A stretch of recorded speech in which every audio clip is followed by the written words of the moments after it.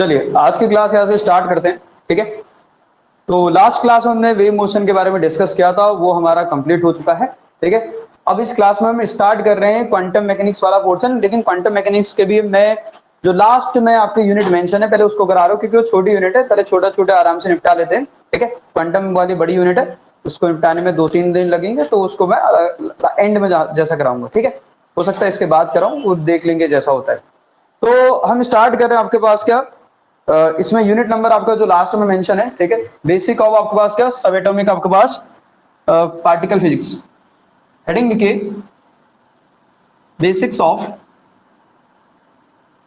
Of सब atomic particle physics. मतलब ये इस नाम से आपके इसमें यूनिट मेंशन है, आप सोचोगे कौन सा जो करा दिया क्या जो करा दिया करके, इसलिए मैं नाम लिख दे रहा हूं बेसिक ऑफ सब एटॉमिक पार्टिकल फिजिक्स। ठीक है,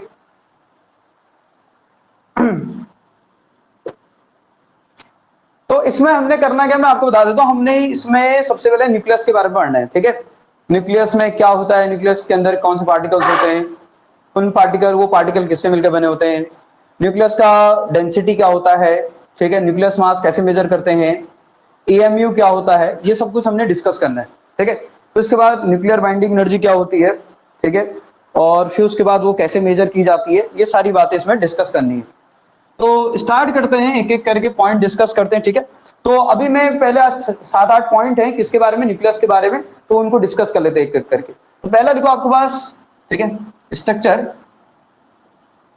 स्ट्रक्चर ऑफ एटॉमिक न्यूक्लियस। ठीक है, तो हेडिंग लिखिए, पहला पॉइंट लिखिए स्ट्रक्चर ऑफ एटॉमिक न्यूक्लियस। तो जरा समझने की कोशिश करना, एटॉमिक न्यूक्लियस क्या होता है। आपको पता है कि किसी भी एटम के अंदर आपके पास क्या होता है, न्यूक्लियस होता है, और उस न्यूक्लियस में क्या होता है, प्रोटॉन और न्यूट्रॉन होते हैं। किसी भी एटम का जो आप अगर बोले तो न्यूक्लियस क्या होता है, nucleus is nothing but it is the part of atom. ठीक है, किसी भी आपके पास परमाणु का आपके पास नाभिक होता है, ठीक है, जिसमें सारा का सारा क्या होता है, मास होता है। जिसमें सारा का सारा क्या होता है, बोलो सारा का सारा मास, मतलब हम बोल सकते हैं मैक्सिमम मास, क्योंकि इलेक्ट्रॉन का जो मास होता है प्रोटॉन और न्यूट्रॉन के कंपेयर में आपके पास क्या होता है, बहुत कम होता है। ठीक है, तो हम क्या बोलते हैं, एटम का जो ऑलमोस्ट मास होता है वो आपके पास कहां होता है, एक स्मॉल रीजन में होता है, उस स्मॉल रीजन को हम क्या बोलते हैं, न्यूक्लियस बोलते हैं। और सारा का सारा पॉजिटिव चार्ज जो होता है वो भी कहां पर होता है, एक स्मॉल रीजन होता है, उसी को हम क्या बोलते हैं, न्यूक्लियस बोलते हैं। ठीक है, तो ये न्यूक्लियस होता क्या, अगर आपसे बोलेंगे, अगर मैं बोलूं ये, अगर आपके पास एटम है तो एटम का आपके पास वो रीजन जिसमें सारा का सारा पॉजिटिव चार्ज होता है, इसके अंदर होता क्या है एक्चुअल में आपको पता है, इसके अंदर आपके पास क्या होता है, चलो बोलो प्रोटॉन होते हैं, और क्या होते हैं जरा बोलो, न्यूट्रॉन होते हैं। इलेक्ट्रॉन कहां होते हैं, इलेक्ट्रॉन बाहर होते हैं। हमें इससे मतलब है, अभी हम इसको पढ़ रहे हैं, किसको, न्यूक्लियस को पढ़ रहे हैं। ठीक है, हम इसको देख रहे हैं। तो अगर इसमें लिखना चाहोगे तो ये होता क्या है, लिखना है, it is a part of atom, it is a part of atom which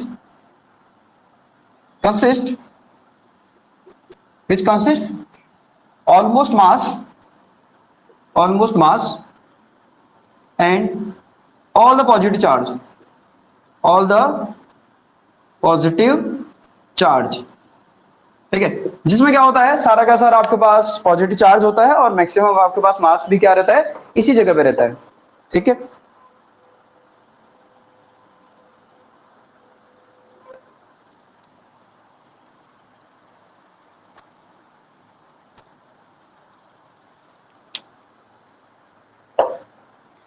अब किसी भी एटम के न्यूक्लियस को रिप्रेजेंट करने के लिए एक सिंबल बनाया जाता है, वो एटम की तरह ही सिंबल होता है। थोड़ा आपके पास जरा समझने की कोशिश करना, मैं अगर बोला ये कोई अगर न्यूक्लियस है, देखो हमें न्यूक्लियस के बारे में देखना है। ठीक है, ये किसी न्यूक्लियस को रिप्रेजेंट करने का सिंबल है। अब यहाँ पर है क्या, ये जो जेड होता है, ये जेड आपके पास क्या होता है, इसी को हम आपके पास बोलते हैं एटॉमिक नंबर बोलते हैं। ठीक है, और इसी को हम आपके पास बोलते हैं प्रोटॉन नंबर, इसी को हम क्या बोलते हैं जरा बोलो, प्रोटॉन नंबर भी बोलते हैं। ठीक है, यहां पर आपके पास इलेक्ट्रॉन से कोई मतलब नहीं है, क्योंकि हमने सिर्फ इसको देखना है। अगर मैं एटम के बारे में बात कर रहा होता, जो उसका एटॉमिक नंबर होता है वही उसका प्रोटॉन नंबर होता है, और वही उसमें उतने ही क्या होता है, इसमें जरा बोलो इलेक्ट्रॉन होते हैं। ठीक है, तो ये आपके पास क्या है, जरा बोलो, ये आपके पास क्या है, आपके पास एटॉमिक नंबर है, या नंबर ऑफ आपके पास बोल सकते हो प्रोटॉन। ठीक है, प्रोटॉन नंबर भी यही है, प्रोटॉन नंबर भी क्या है, जरा बोलो यही है।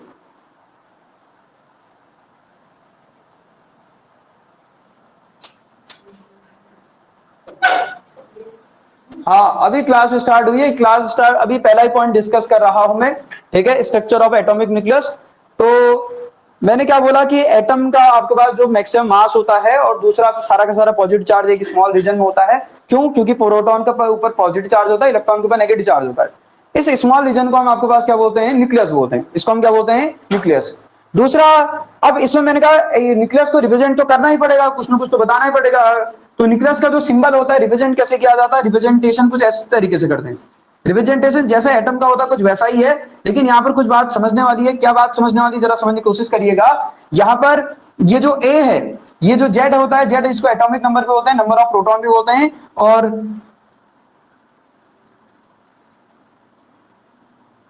और ये जो आपके पास ए है, ए को हम क्या बोलते हैं?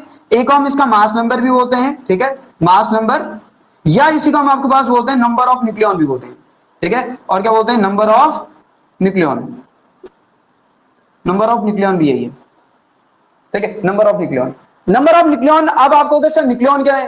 Proton and neutron are combinedly known as nucleon. जैसे अब जरा देखो, हम सब अलग अलग, नॉर्मल सी बात है, बायोलॉजिकली अलग अलग है, ठीक है, कोई मेल है तो कोई फीमेल है, लेकिन हम सबको इन जनरल क्लास में अगर बोलते हैं तो क्या बोल देते? बच्चे बोल देते हैं, बोल देते हैं, मतलब स्टूडेंट बोल देते हैं। तो है तो सब अलग अलग ही, लेकिन वैसी प्रोटॉन और न्यूट्रॉन की बायोलॉजिकल कंडीशन अलग अलग है, आप ऐसा समझ सकते हो। लेकिन हम कलेक्टिवली इनको क्या बोल देते हैं? न्यूक्लियॉन बोलते हैं। न्यूक्लियॉन उसी तरीके से जैसे हम बच्चों बोल रहे हैं। समझ में आई नहीं आई बात? तो ये समझने वाली बात है। मैंने क्या बोला? नंबर ऑफ न्यूक्लियॉन, मतलब नंबर ऑफ न्यूक्लियॉन, अगर ये एक क्या रिप्रेजेंट करता है? नंबर ऑफ न्यूक्लियॉन, मतलब इसमें कितने न्यूक्लियॉन, किसी अगर कोई अगर न्यूक्लियस का सिंबल है ZXA, तो उसमें ए क्या है? जरा बोलो, number of nucleon, A number of nucleon है। अभी बताऊंगा इसका मतलब क्या है करके, फिर से मैंने एक एग्जांपल देके बताता हूं, जरा समझने की कोशिश करना। मैं एक लाइन लिखा, आपके लिए कुछ टूल्स टर्म नए हैं तो मैं इनिशियल से लिख दे रहा हूं। मैंने कहा न्यूक्लियॉन क्या होता है? न्यूक्लियॉन मैंने लिखा है, ठीक है,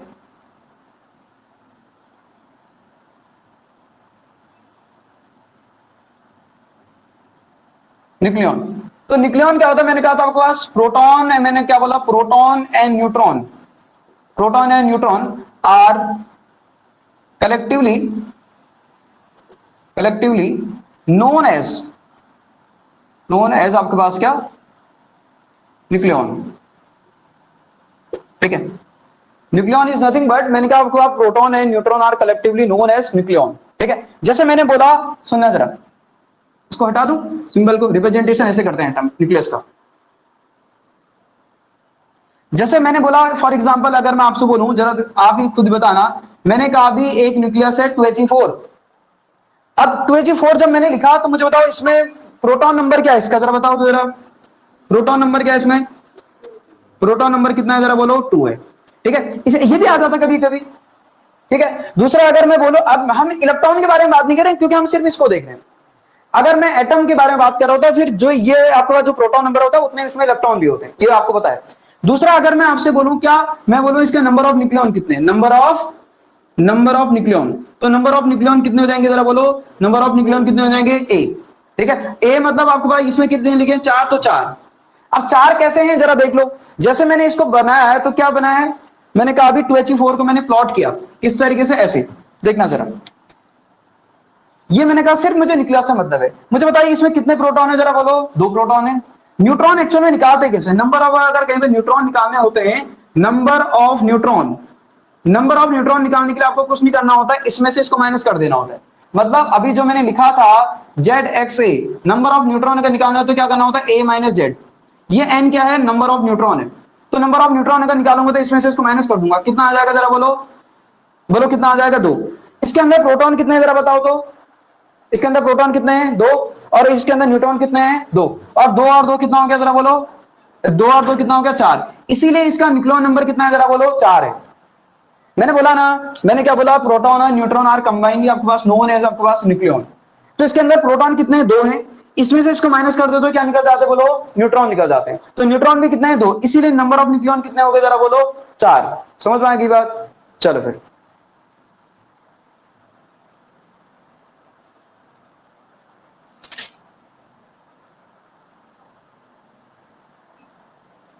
मैं आपके सिलेबस का ही पोर्शन पढ़ा रहा हूं। आपके पास एटॉमिक फिजिक्स का जो सेकंड पार्ट आता है, न्यूक्लियर फिजिक्स, वो पढ़ा रहा हूं, ठीक है।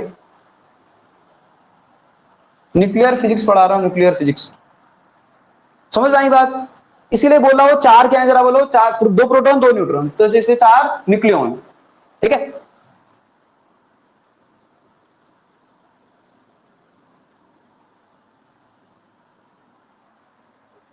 अब कुछ बातें आपको बताऊंगी। जैसे मैं अगर बोलूं प्रोटॉन का जो मास होता है ये आपके पास कितना होता है, 1 पॉइंट, ये जरूरी है, ठीक है, 1.672 इंटू 10 की पावर आपके पास माइनस का 27 केजी। ठीक है, और न्यूट्रॉन का जो मास होता है वो होता है 1.67 आपके पास 4 इंटू 10 की पावर आपके पास माइनस का 27 केजी। ठीक है, तो ये इनके मास होते हैं। ठीक है, आपको थोड़ा बहुत इनके आइडिया होना चाहिए।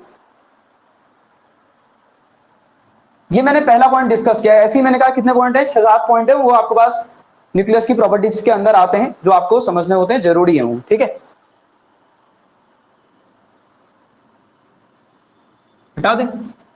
चलो, दूसरा लिखना कंपोजिशन ऑफ न्यूक्लियस। ठीक है, दूसरा लिखना composition of nucleus, composition of nucleus. अब जरा देखना कंपोजिशन ऑफ न्यूक्लियस। आपको पता है कि देखो, हाँ, क्या हुआ, दोनों का लगभग सेम है। हाँ, इसीलिए लिखा है, इसीलिए लिखा। हाँ, ये लिख सकते हो, मास of proton is approximately mass of neutron. हाँ, हाँ, इसमें 4 है उसमें 2 है, वो कुछ सोच समझ के लिखा है। ठीक है, ये भी लिख लेना ऊपर से, ऊपर ही लिख लेना। ठीक है, अब जरा सुनो, इधर इधर इधर इधर इधर इधर। कंपोजिशन ऑफ न्यूक्लियस, न्यूक्लियस के अंदर कितने पार्ट, कंपोजिशन मतलब न्यूक्लियस के अंदर है क्या, करो न्यूक्लियस के अंदर क्या है, पार्टिकल्स हैं। कितने तरीके के पार्टिकल हैं, दो तरीके के पार्टिकल। कौन कौन से, प्रोटॉन और न्यूट्रॉन। प्रोटॉन है, देखो इलेक्ट्रॉन क्या होता है ना, इलेक्ट्रॉन अगर मैं बात करूं, इलेक्ट्रॉन एक सिंगल एंटिटी है, मतलब उसको हम फर्दर डिवाइड नहीं कर सकते, मतलब इलेक्ट्रॉन का आधा नहीं किया जा सकता है। लेकिन प्रोटॉन को और आपके पास न्यूट्रॉन को हम फर्दर डिवाइड कर सकते हैं। जिन पार्टिकल्स एलिमेंट्री पार्टिकल में डिवाइड करते हैं उनको बोलते हैं क्वार्क्स पार्टिकल। क्या बोलते हैं, क्वार्क्स पार्टिकल। इनको पता चले बहुत ज्यादा टाइम नहीं हुआ है, 50-60 साल ही हुए हैं। किसको पता चले हुए, क्वार्क्स पार्टिकल को। वो हाई एनर्जी फिजिक्स का पार्ट है, मतलब जब हम दो प्रोटॉन को बहुत हाई एनर्जी से कोलाइड करते हैं तब जाके वो ब्रेक होते हैं, और जब ब्रेक होते हैं तो नई तरीके के पार्टिकल बनते हैं। इन पार्टिकल को हम क्या बोलते हैं, क्वार्क्स पार्टिकल बोलते हैं। तो पहली बात आपको ये ध्यान में रखना है, इलेक्ट्रॉन एक एलिमेंट्री पार्टिकल होता है, एलिमेंट्री पार्टिकल जिसको फर्दर ब्रेक नहीं किया जा सकता है। लेकिन neutron and proton are not elementary particle, they are made up of another आपके पास पार्टिकल विच इज कॉल्ड आपके पास क्वार्क्स पार्टिकल। ठीक है, तो ये ध्यान में रखना। मैंने क्या बोला, न्यूक्लियस लिख देना, nucleus consist consist of two types of particle, that is proton and neutron। Proton है न्यूट्रॉन, प्रोटॉन लिख देना आपके पास। ठीक है, proton and neutron, neutron are not elementary particle, elementary particle. ठीक है, ये एलिमेंट्री पार्टिकल नहीं है। ठीक है, they are made up of, they are made up of, made up of, ठीक है, they are made up of some elementary particle, elementary particle called, क्या बोलते हैं इनको हम, क्वार्क्स पार्टिकल, क्वार्क्स पार्टिकल। ठीक है, क्या बोलते हैं इसको, क्वार्क्स पार्टिकल बोलते हैं। They are made up of, ठीक है, सम एलिमेंट्री पार्टिकल जिनको हम क्या बोलते हैं, क्वार्क्स पार्टिकल बोलते हैं। ठीक है, और मेनली टोटल जो होते हैं 6 तरीके के क्वार्क्स पार्टिकल होते हैं। कितने तरीके के होते हैं टोटल आपके पास, 6 तरीके के क्वार्क्स होते हैं। ठीक है, इसमें लिख देना, there are 6 types of quarks particle. कितने तरीके के क्वार्क्स पार्टिकल होते हैं जरा बोलो, 6 तरीके के। कितने तरीके के, 6। अब वो कौन कौन से होते हैं जरा सुनना, मतलब ऐसे में लिखता हूँ ये सही तो रहता है ना, मतलब तुम्हें ध्यान सही, ठीक, मतलब ऐसा तो नहीं लगता है कहानी लिखा दी यार फालतू की। हाँ, मतलब आपको इसलिए लिखा रहा हूँ क्योंकि मैं जो बोल रहा हूँ वो याद नहीं रहेगा, लिखा हुआ याद रहेगा।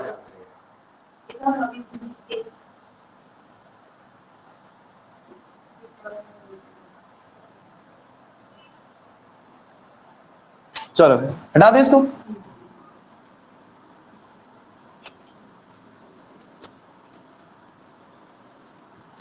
कितने तरीके के क्वार्क्स पार्टिकल है जरा बोलो? 6 तरीके के। कितने? 6। कौन कौन से जरा सुनना। अब जरा देखो, यहां मैंने लिख दिया पार्टिकल, देखो कैसे समझना है, आ सकता है एग्जाम में सुनना। यहां मैंने लिख दिया क्वार्क्स पार्टिकल, ठीक है, यहां मैंने लिख दिया क्वार्क्स पार्टिकल, और यहां लिख दिया उनके ऊपर चार्ज। चार्ज कितना होगा, ये इंपॉर्टेंट बात है, ठीक है। तो यानी कि इनके ऊपर चार्ज कितना होता है करके। अगर मैं आपसे बोलूं, ध्यान सुनना, क्वार्क्स पार्टिकल मैंने कहा कितने तरीके होते हैं, मैंने कहा 6। कौन कौन से? पहला आपके पास होता है आपके पास अप क्वार्क, ठीक है, पहला क्या होता है चलो बोलो? Up quark. दूसरा होता है डाउन क्वार्क, ठीक है, दूसरा क्या होता है चलो बोलो? Down quark. तीसरा होता है आपके पास टॉप क्वार्क, ठीक है, और आपके पास चौथा पार्टिकल होता है आपके पास बॉटम क्वार्क, ठीक है, चौथा होता है क्या? Bottom quark. और आपके पास पांचवा पार्टिकल होता है आपके पास चार्म क्वार्क, और नेक्स्ट पार्टिकल होता है आपके पास क्या? Strange quark. Strange quark. तो ये पार्टिकल है, ठीक है, अप डाउन, ठीक है, टॉप बॉटम चार्म स्ट्रेंज, ठीक है।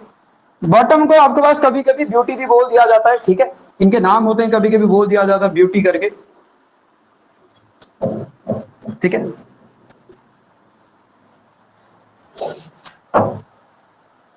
अब जरा सुनना, ये आपके पास पहला पार्टिकल है, ठीक है, ये दूसरा है, ये तीसरा है, ये चौथा है, ये आपके पास पांचवा है, ये आपके पास छठा पार्टिकल है। 6 पार्टिकल है, ठीक है। अब जरा सुनो, मैंने कहा क्वार्क्स पार्टिकल अगर बात करें इनके ऊपर चार्ज, तो चार्ज बहुत ज्यादा रोल प्ले करता है। इसके ऊपर जो चार्ज होता है प्लस का 2/3 चार्ज होता है। इसके ऊपर आपके पास माइनस का 1/3 चार्ज होता है। इसके ऊपर प्लस का 2/3 चार्ज होता है। इसके ऊपर आपके पास माइनस का 1/3 चार्ज होता है। इसके ऊपर आपके पास जो चार्म क्वार्क है, इसके ऊपर आपके पास कितना होता है? प्लस का 2/3 चार्ज होता है। इसके ऊपर माइनस का 1/3 चार्ज होता है। अब आपको होगा हमको कैसे याद रहेगा? देखो फिर आपको कैसे याद रहेगा, सुनना, ये मैंने लिखा CUT, क्या लिखा? कट। कट के ऊपर जो चार्ज होता है प्लस का 2/3 चार्ज होता है। मतलब अब यहां जरा देखो, C फॉर आपके पास क्या? चार्म। चार्म के ऊपर कितना क्या है? प्लस का 2/3। दूसरा आपका U क्या? अप के ऊपर कितना? 2/3। टी के ऊपर कितना? 2/3। बाकी के ऊपर माइनस का 1/3। CUT। CUT अब मतलब चार्म के ऊपर कितना? 2/3, टॉप के ऊपर 2/3, और आपके पास आपके ऊपर 2/3, बाकी के ऊपर सब किसके ऊपर जरा बोलो? माइनस का 1/3। ऐसे याद करने का तरीका है, ठीक है। कट के ऊपर 2/3 और बाकी के ऊपर, हाँ बिल्कुल। तो ये जो आपके पास ये जो क्या लिखा है, हाँ टॉप क्वार्क लिखा है, इसको ट्रूथ भी बोलते हैं, ठीक है, इनके ऐसे नाम होते हैं, ठीक है, बिल्कुल, वेरी गुड।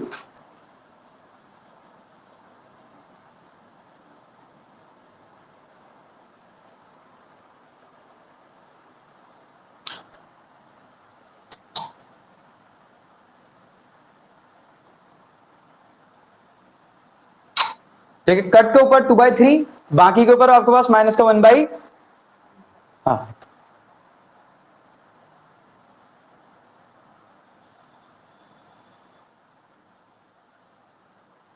लिख लिया। अब आप कहोगे सर आपने कहा कि प्रोटॉन और न्यूट्रॉन जो है किससे मिलकर बने होते हैं? क्वार्क्स पार्टिकल से। तो क्वार्क्स पार्टिकल से मिलकर बने होते हैं, तो अभी तक तो आपने बताया नहीं कैसे बन रहे करके, तो उसको डिस्कस कर लेते हैं। वो जरूरी है, वो बहुत जरूरी है। आपसे बोलेगा कि हाउ मेनी आपके पास क्वार्क्स पार्टिकल फॉर्म आपके पास प्रोटॉन, तो 3 आपके पास क्वार्क्स पार्टिकल मिलकर प्रोटॉन का फॉर्मेशन करते हैं। तो उसमें ये बोल सकता है कितने आपके पास क्वार्क्स पार्टिकल कौन कौन से होते हैं करके। ये छोटा सा क्वेश्चन, बहुत बड़ा क्वेश्चन नहीं है, बहुत बड़ा क्वेश्चन नहीं है, छोटा सा क्वेश्चन है। तो अगर मैं बोलूं आप फॉर्मेशन करनी है किसकी जरा बोलो, तो लिख देते हैं आपका फॉर्मेशन, फॉर्मेशन ऑफ आपके पास proton, formation of proton. Proton की फॉर्मेशन करते हैं भी किसके द्वारा जरा बोलो? बाय क्वार्क्स पार्टिकल, तभी तो, ठीक है। अब मैंने कहा ये प्रोटॉन है, तो इसमें क्या होता है? 2 अप क्वार्क्स पार्टिकल होते हैं, एक डाउन क्वार्क पार्टिकल होता है। ये यू समझते हो ना? यू मतलब अप क्वार्क और डी मतलब जरा बोलो डाउन क्वार्क। 2 अप क्वार्क होता है, एक डाउन क्वार्क होता है। आपसे बोलेगा कितने अप क्वार्क? 4 ऑप्शन बना के दे देगा, इसमें 4 ऑप्शन बना के दे देगा कि प्रोटॉन के अंदर कितने quarks particle? 2 up quark, 2 down quark, 2 up quark, 1 down quark. इस तरीके से 4 ऑप्शन बना सकता है, नहीं बना सकता है? तो आपको बताना चाहिए क्या होता है, जरा बोलो बोलो। 2 अप क्वार्क होता है, क्या होता है बोलो? Down quark. अप क्वार्क के ऊपर कितना का चार्ज होता है? आपको कैसे बन गया जरा बताओ? प्लस का 2/3 और माइनस का कितना? 1/3। जरा इसको जरा सॉल्व करो, कितना है जरा बताओ? ये प्लस का 4/3 आया, माइनस का 1/3 आया, तो प्लस का कितना आ जाएगा? ई। और होता ही नहीं होता प्रोटॉन के ऊपर प्लस चार्ज होता नहीं, ये ऐसे आता है, ठीक है। दूसरा अगर बात करूं फॉर्मेशन ऑफ आपके पास क्या, formation of neutron, formation of neutron. तो न्यूट्रॉन कैसे फॉर्म हो गया, तो न्यूट्रॉन अगर आप फॉर्म करोगे तो मैंने कहा ये आपके पास क्या, जरा बोलो, ये हमने कहा भी न्यूट्रॉन है, तो न्यूट्रॉन को फॉर्म कैसे किया जाएगा, जरा देखो, ये प्रोटॉन है, ठीक है। प्रोटॉन के पास दो आपको आर्क होता है, एक डाउन को आर्क होता है। इसके अंदर अगर बात करूं तो इसमें क्या होता है, एक अप आर्क होता है, दो डाउन को आर्क होते हैं।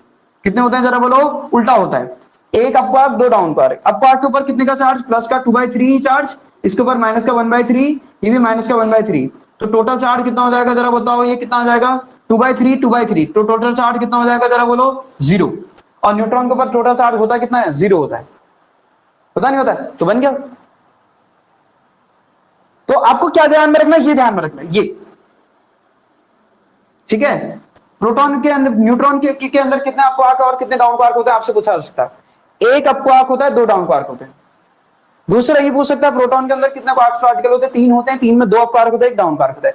कुछ नहीं करना है, अगर नहीं पता चला बना लेना है, पता चल जाएगा। इसके ऊपर चार्ज प्लस ही आना चाहिए, इसके बाद आपके पास कितना आना चाहिए, 0। पता है न्यूट्रॉन के ऊपर नेट चार्ज कितना होता है, 0 होता है। ऐसा नहीं कि न्यूट्रॉन के अंदर चार्ज नहीं है, चार्ज है, लेकिन नेट चार्ज कितना है, 0।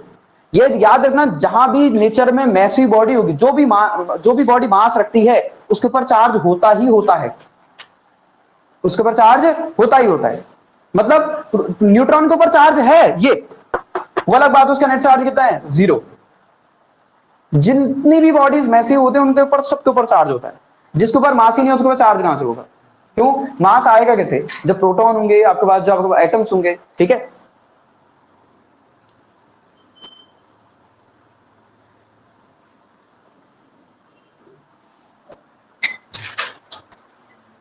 ठीक है, अच्छा एक लाइन लिख देना इसमें नोट करके, ये जो क्वार्क्स पार्टिकल होते हैं ना, फ्री स्पेस में एग्जिस्ट नहीं करते हैं।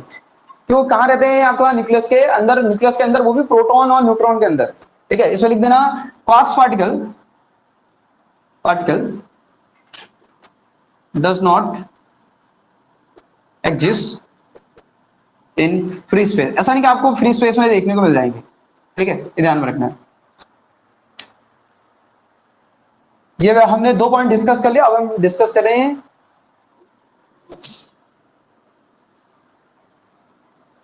तीसरा पॉइंट। तीसरा पॉइंट आपके पास types of nucleus, types of nucleus, ठीक है। तो मेनली हमारे पास 5 तरीके के न्यूक्लियस हैं। कितने तरीके हैं, there are 5 types of nucleus. कितने तरह न्यूक्लियस है, 5। कौन कौन से जरा सुनना। पहला हमारे पास है आइसोटोप्स। पहले क्या होता है जरा बोलो, आइसोटोप्स सुना होगा आपने, क्या बोलते हैं इनको, समस्थानिक, समस्थानिक सुना, समभारिक, समस्थानिक, वही आइसोटोप्स। आइसो मतलब सेम, तो यहाँ पे टोप्स का मतलब आता है इनके एटॉमिक नंबर से मतलब है, प्रोटॉन नंबर से मतलब है, ठीक है। तो ऐसे न्यूक्लियस, जैसे आप फॉर एग्जांपल अगर मैं बताऊं, जैसे आपने देख रखे 1H1 1H आपके पास, अब आपको एटम, हम एटम तो है ही है, हमें इसके न्यूक्लियस के बारे में बात करनी है, ठीक है ना, किसके बारे में बात करनी है, न्यूक्लियस। मतलब हमने प्रोटॉन नंबर और आपके पास इसके एटॉमिक नंबर को देखना है, इलेक्ट्रॉन से कोई मतलब नहीं हमारा, समझ में आई नहीं आई बात। तो कितना है आपके पास, 1S3। या फिर आपने देख रखा 6C12 भी देख रखा, 6C आपके पास 13 देख रखा है, 6C आपके पास, 6C आपके पास कितना 14 देख रखा, ठीक है। ऐसा बताया गया कि अभी तक नेचर में ये टोटल जो आइसोटोप्स वगैरह पूरे सबको मिला मिलू करके 7000 के आसपास है करके, मतलब एक्सपेक्टेड है इतने, उसमें से 3000 के आसपास पता भी चल गए हैं। 7000 के आसपास एक्सपेक्टेड है, 3000 के आसपास पता भी चल गए हैं, ठीक है,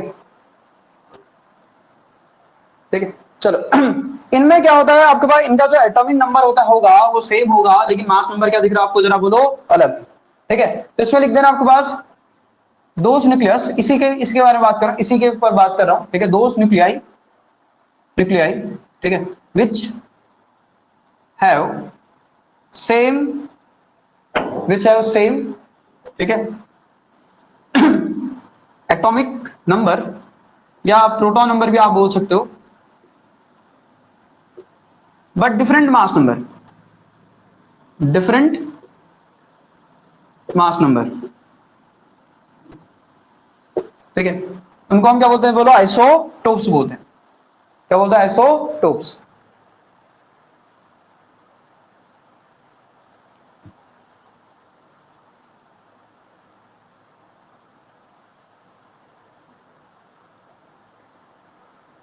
ये एग्जांपल लिख लो, देखो इनमें ये सब सेम दिख रहा होगा आपको, लेकिन इनका आपके पास क्या अलग है, जरा बोलो, ये मास नंबर क्या अलग अलग है। ठीक है, आपको पेयर बना के दे देगा, ये क्या है करके, देखो आपको दो पेयर बना के दे देगा, बोल देगा ये क्या है करके, चार ऑप्शन दे देगा, तो आपको पता होना चाहिए ये दोनों सेम है, ये अलग अलग है, तो क्या है, आइसोटोप्स। हाँ, मतलब क्वेश्चन ऐसे बनेगा।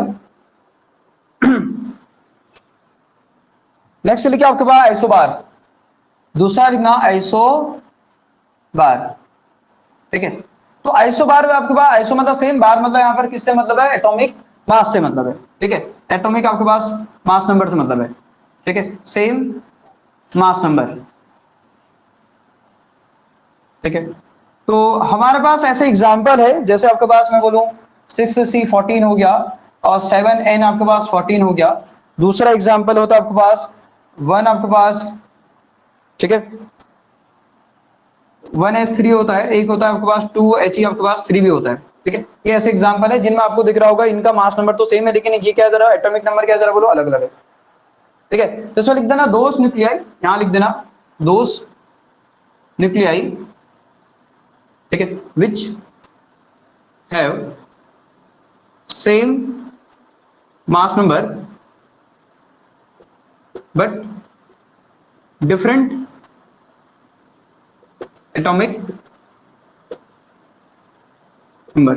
ठीक है, कैसे न्यूक्लियाई हैं, जिनका एटॉमिक मास नंबर तो सेम है, लेकिन एटॉमिक नंबर क्या है, अलग अलग है, उनको बोलता है आइसोबार।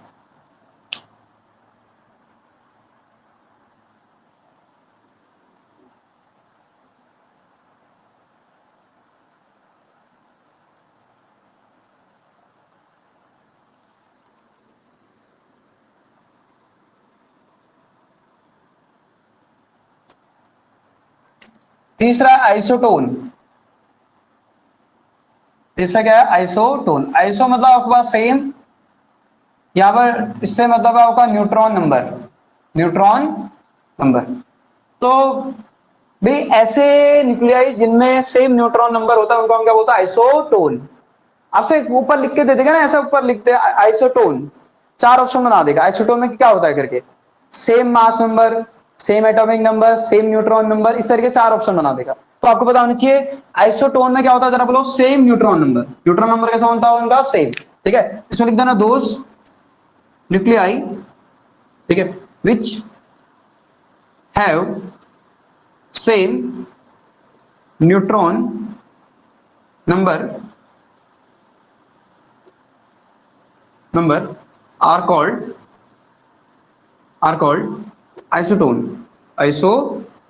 ठीक है, फॉर एग्जाम्पल अगर मैं बात करूं, जैसे 6C हमने 14 लिख दिया, ठीक है, 8O16 लिख दिया, चेक करो, कर सकते हैं। और हमने लिख दिया 1S3 और 2He4 है, ये भी आइसोटोन है। क्यों, इसमें न्यूट्रॉन नंबर कितने जरा बताओ तो, इसमें से इसको माइनस कर दो 8, इसमें न्यूट्रॉन नंबर कितना है, 2, ऐसे, इसमें 2 है, इसमें आपके पास 2 है, ये दोनों आइसोटोन है।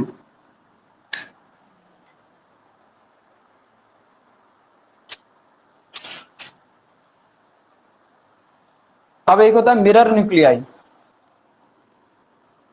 एक क्या होता है, मिरर न्यूक्लियाई। ठीक है, चौथा, नेक्स्ट लिखिए मिरर न्यूक्लियाई। मिरर न्यूक्लियाई मतलब आप समझ पा रहे हैं, मिरर न्यूक्लियाई मतलब जैसे आप हम मिरर के सामने खड़े होते हैं, तो मेरा जो राइट हैंड है वो लेफ्ट हो जाता है, लेफ्ट क्या हो जाता है, राइट होता नहीं होता है, फिर क्योंकि मैं ऐसे खड़ा हूं तो उल्टा दिखेगा फिर ऐसे करके। तो वैसे ही अगर सुना मैं अब एक बना रहा हूं, ये पहली बार न्यूक्लियस का सिंबल नहीं है, अभी न्यूक्लियस का सिंबल नहीं है। तो मतलब अब इसमें होता क्या ना, एक का जो प्रोटॉन नंबर होगा वो दूसरे का आपके पास न्यूट्रॉन नंबर बन जाएगा। फिर से सुनना, अगर मैंने बोला इसका प्रोटॉन नंबर P है, प्रोटॉन नंबर ये न्यूक्लियस का सिंबल ही है, इसका ये न्यूट्रॉन नंबर ये है, तो दूसरा जो होगा, इसका जो न्यूट्रॉन नंबर है वो कहां जाएगा, इधर आ जाएगा। इसका जो प्रोटॉन नंबर है वो कहां चले जाएगा, इधर चले जाएगा, शिफ्ट हो जाते हैं। इसका जो प्रोटॉन नंबर है वो इसका क्या बन जाएगा, जरा बोलो, न्यूट्रॉन नंबर। समझ में नहीं आई बात। और जो इसका न्यूट्रॉन नंबर है इसका क्या बन जाएगा, प्रोटॉन नंबर। समझ आ रहा मैं क्या कह रहा हूं। मैंने क्या कहा, अजर फॉर एग्जाम्पल आपको बताता हूं एग्जाम्पल से। जैसे मैंने बोला आपके पास कितना Li, आपके पास 3, आपके पास 7, ठीक है। और दूसरा मैंने बोल दिया आपके पास कितना 4b, आपके पास कितना, इसको 6 लिखे, चलो 7 ही लिख लो। सुना, अच्छा देखो सुना, इसका प्रोटॉन नंबर कितना है जरा बताओ तो बोलो। इसका प्रोटॉन नंबर कितना है, 3। न्यूट्रॉन नंबर कितना है इसमें, 4 है। अच्छा इसमें बताओ प्रोटॉन, इसका न्यूट्रॉन प्रोटॉन नंबर कितना है, प्रोटॉन नंबर कितना है, 4। न्यूट्रॉन नंबर कितना, इसका कितना है, 3। अब जरा देखो, इसका जो प्रोटॉन नंबर है, इसका जो प्रोटॉन नंबर है वो इसका क्या बन गया जरा बताओ तो बोलो, न्यूट्रॉन नंबर। इसका जो न्यूट्रॉन नंबर है इसका क्या बन गया जरा बोलो, प्रोटॉन नंबर। एक्सचेंज हो जाता है। ऐसे न्यूक्लियस को हम क्या बोलते हैं, मिरर न्यूक्लियाई बोलते हैं। इसीलिए लिखा मैंने, जो इसका प्रोटॉन नंबर होगा इसका न्यूट्रॉन नंबर बन जाएगा, और इसका जो न्यूट्रॉन नंबर होगा वो क्या बन जाएगा, इसका प्रोटॉन नंबर। ये चेंज हो गया, प्रोटॉन न्यूट्रॉन, न्यूट्रॉन प्रोटॉन, ठीक है। तो इसमें लिख देना, those nuclei, nuclei in which in which proton number of 1 is equal to neutron number of other, ठीक है, एंड वाइस वर्सा, ठीक है।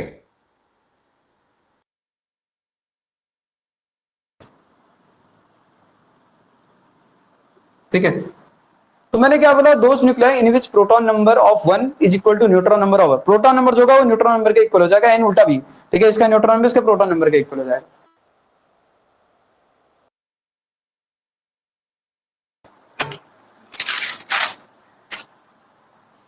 आपको आइडेंटिफाई करने के लिए देगा, ठीक है।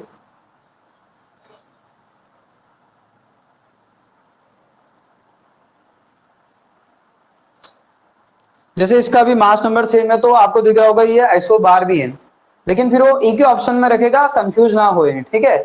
मतलब अगर जैसे अभी आपको इसमें ये दिख रहा होगा कि इनके क्या है जरा बताओ तो, ये क्या इनके मास नंबर भी है, क्या है, सेम। तो फिर वो अगर जो मिरर न्यूक्लियाई अगर अगर आंसर में लाना चाह रहा होगा तो फिर वो मास नंबर वाला आपको ऑप्शन में नहीं बनाएगा, ठीक है।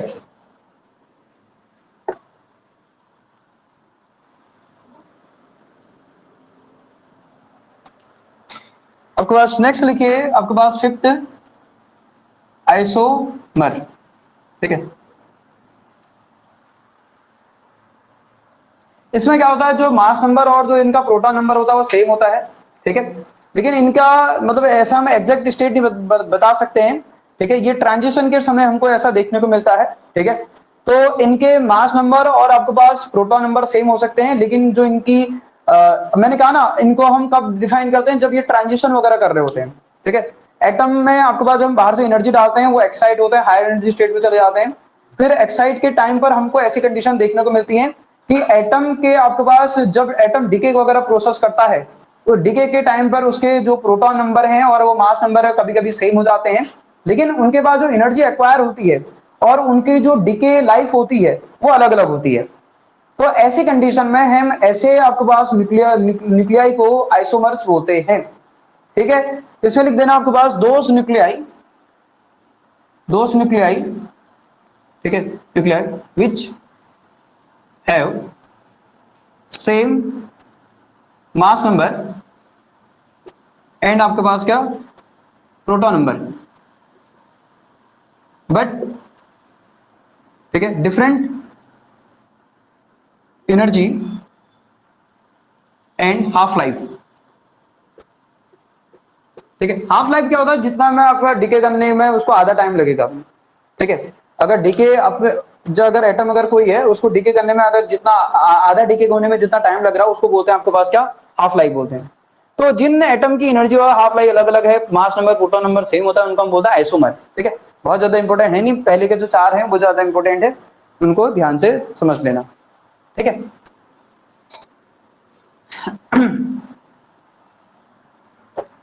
नेक्स्ट। तो मैंने तीसरा पॉइंट डिस्कस किया अभी आपके पास टाइप्स ऑफ न्यूक्लियस। चौथा पॉइंट आपके पास लिख लिया साइज ऑफ न्यूक्लियस। ठीक है, नेक्स्ट लिखिए size of nucleus. Size of nucleus चौथा पॉइंट चल रहा है ना। पहला स्ट्रक्चर था, दूसरा कंपोजिशन था, तीसरा टाइप्स है, चौथा आपके पास क्या है, साइज ऑफ न्यूक्लियस। हाँ, अब जरा सुनो भी साइज। देखो रदरफोर्ड ने आपको बताया कि न्यूक्लियस के बारे में, किसने बताया न्यूक्लियस है करके एटम के अंदर, किसने बताया, रदरफोर्ड ने। किसने बताया, रदरफोर्ड ने। रदरफोर्ड ने क्या कहा था, अल्फा पार्टिकल स्कैटरिंग एक्सपेरिमेंट में आपको बताया, कौन से एक्सपेरिमेंट में, अल्फा पार्टिकल स्कैटरिंग एक्सपेरिमेंट में। उसने क्या बताया था जरा बताओ। उसने बताया था कि जब हम आपके पास किसी एटम के ऊपर बम्बार्डमेंट करते हैं अल्फा पार्टिकल की, जो अल्फा पार्टिकल होते हैं वो एक स्मॉल रीजन से स्कैटर्ड हो जाते हैं। वो एक स्मॉल रीजन से क्या हो जाते हैं, इधर उधर विक्षेपित हो जाते हैं, स्कैटर्ड हो जाते हैं। तो ये जो स्मॉल रीजन है इसी को उसने क्या बोला, न्यूक्लियस बोला। क्या बोला उसने, इसको न्यूक्लियस। तो अगर मैं बात करूं, ध्यान से समझने की कोशिश करना, उसने एक और बात बताई कि ये जो न्यूक्लियस का जो साइज होगा, it's depend on it depend on आपको number of nucleon present in it. अब नॉर्मल सी बात है, जैसे मैं कहूं भी इस रूम में, आप फॉर एग्जांपल समझता हूं, उसने वो क्या बताने की कोशिश करा, वो कह रहा भाई किसी न्यूक्लियस का जो साइज है वो इस बात पे डिपेंड करता है उसके अंदर न्यूक्लियन कितने हैं करके। जैसे अगर मैं बोलूं इस रूम के अंदर 30 लोग हैं तो आराम से आ जाएंगे, कोई दिक्कत नहीं है। अगर मैं यहाँ 500 लोग लाना चाह रहा हूं तो इस रूम का वॉल्यूम क्या होना चाहिए, बड़ा होना चाहिए। होना चाहिए नहीं होना चाहिए। तो वो बड़ा सिंपल सी लैंग्वेज कह रहा है कि जितना ज्यादा उसके अंदर न्यूक्लियन होते हैं किसी न्यूक्लियस के अंदर, उतने ज्यादा उसका क्या होता है, वॉल्यूम होता है। ये बात सुनिए, तो अगर मैं कह रहा हूं किसी अगर न्यूक्लियस के अंदर अगर 500 न्यूक्लियन है, अगर किसी के अंदर 100 न्यूक्लियन है, तो 100 न्यूक्लियन वाले का वॉल्यूम कम होगा, 500 न्यूक्लियन वाले का क्या होगा, बोलो वॉल्यूम क्या होगा, ज्यादा। ठीक, बड़ा सिंपल सा स्टेटमेंट दिया उसने। जो वॉल्यूम होता है वो आपके पास किसके प्रोपोर्शनल होता है, नंबर ऑफ आपके पास क्या, जरा बोलो, न्यूक्लियन। किसी भी न्यूक्लियस का जो, ये किसका वॉल्यूम है जरा बोलो, ये किसका न्यूक्लियस है, volume of nucleus, volume of nucleus. ठीक है, तो अगर मैं बात करूं v की वैल्यू ये होती है v/4/3। अगर मैं कोई अगर न्यूक्लियन बोल दूं, ठीक है, ये मैंने कहा भाई कोई आपके पास न्यूक्लियस है, ठीक है, इस न्यूक्लियस के अंदर आपके पास दो तरीके के पार्टिकल होते हैं। कितने तरीके के पार्टिकल होते हैं जरा बोलो, दो। ये दो कौन कौन से होते हैं, एक को हम बोलते हैं प्रोटॉन। ठीक है, मैं प्रोटॉन का इस तरीके से सेट कर दे रहा हूं, ठीक है, और मैंने अगर एक बार अगर सेट किया तो पूरे चैप्टर में मेरा सिंबल सेम रहेगा। मैं कभी भी प्रोटॉन का इंडिकेट करूंगा तो शेड से इंडिकेट करूंगा, और जिसको शेड नहीं किया होगा वो क्या हो जाएगा जरा बोलो, हाँ वो न्यूट्रॉन, वो प्रोटॉन हो जाएगा। ये मेरा न्यूट्रॉन है, ठीक है, मेरे सिंबल फिक्स रहेंगे, अपने सिंबल का ध्यान में रखना। ये प्रोटॉन है, ठीक। अब मैंने कहा अच्छा मुझे बात बताओ, जितना ज्यादा न्यूक्लियन इसके अंदर रखना चाहूंगा उतना ज्यादा वॉल्यूम होना चाहिए, नहीं होना चाहिए, ये तो लॉजिकल बात है। ठीक है, तो 4/3 इक्वल कितना आ जाएगा आपके पास, ये नंबर ऑफ न्यूक्लियन। अच्छा नंबर ऑफ न्यूक्लियन कितना होता है, अगर कोई अगर मैंने जेड एक्स से अगर एटम लिया तो इसके में कितने नंबर ऑफ न्यूक्लियन है, अभी बताया था मैंने नंबर ऑफ न्यूक्लियन कैसे। इसके अंदर जेड एक्स से अगर आपके पास कोई न्यूक्लियस है उसमें कितने नंबर ऑफ न्यूक्लियन है, न्यूक्लियन न्यूक्लियन न्यूट्रॉन नहीं न्यूक्लियन, कितने हैं, ए। अरे अभी तो 2He4 में नंबर ऑफ न्यूक्लियन 4 नहीं बताया। ये ए क्या होता है, नंबर ऑफ न्यूक्लियन, अभी तो थोड़ी देर पहले बताया। हाँ ये नंबर ऑफ न्यूक्लियन न्यूक्लियन, हाँ अभी बताया था 2He4 में दो प्रोटॉन और दो न्यूट्रॉन, उन्हीं चार को हम क्या बोलते हैं, जो चार 2He4 जो आता है, 4 क्यों आ रहा है वो, क्योंकि दो प्रोटॉन और दो न्यूट्रॉन है, और दो प्रोटॉन और दो न्यूट्रॉन को ही हम क्या बोलते हैं, न्यूक्लियन। कितने न्यूक्लियन है, ए। नहीं आई बात समझ आए, नंबर ऑफ न्यूक्लियन है। अच्छा जरा देखो, ये अब जब हमें प्रोपोर्शनलिटी से मतलब है, कांस्टेंट से मतलब नहीं है, तो मैंने हटा दिया आपके पास ये, ठीक है, ए लिख दिया। ठीक है, इसको हटाइए आपके पास, आर को हटाइए यहाँ से, ये पावर को हटाइए, इस तरफ ले आइए, इधर 1/3 हो जाएगा। एक प्रोपोर्शनलिटी का कांस्टेंट लेके आइए जिसको हम बोलते हैं आर नॉट, ए की बार आपके पास 1/3।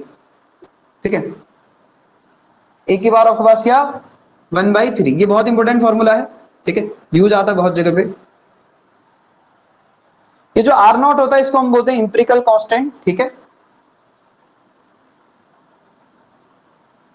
और इसकी जो वैल्यू होती है, आर नॉट की वैल्यू होती है 1.2 FM। FM मतलब है फेम्टोमीटर, FM मतलब क्या है, फेम्टोमीटर, मतलब 1 फेम्टोमीटर होता है 10 की पावर माइनस का 15 मीटर। 1 फेम्टोमीटर कितना होता है, 10 की पावर 15 मीटर। ये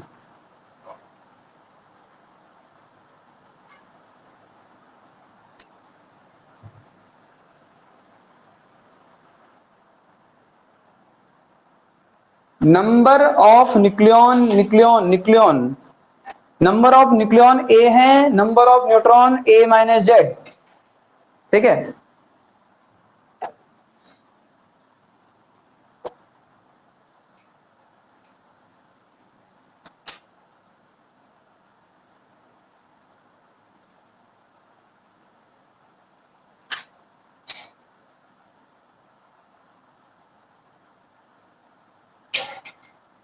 ये क्या लिखा है तो समझ गए होगे, nucleus Rutherford alpha particle scatter experiment. क्यों लिखा है? क्योंकि रदरफोर्ड ने अपने इस एक्सपेरिमेंट में बताया था इसके बारे में, इसीलिए तो लिखा है।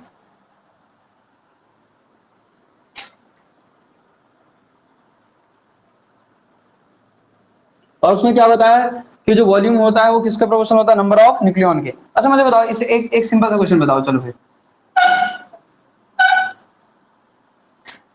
ये क्या है पहले? हाँ ऐसा मत करा है ना है करके, हाँ ये तो ना लिखा है।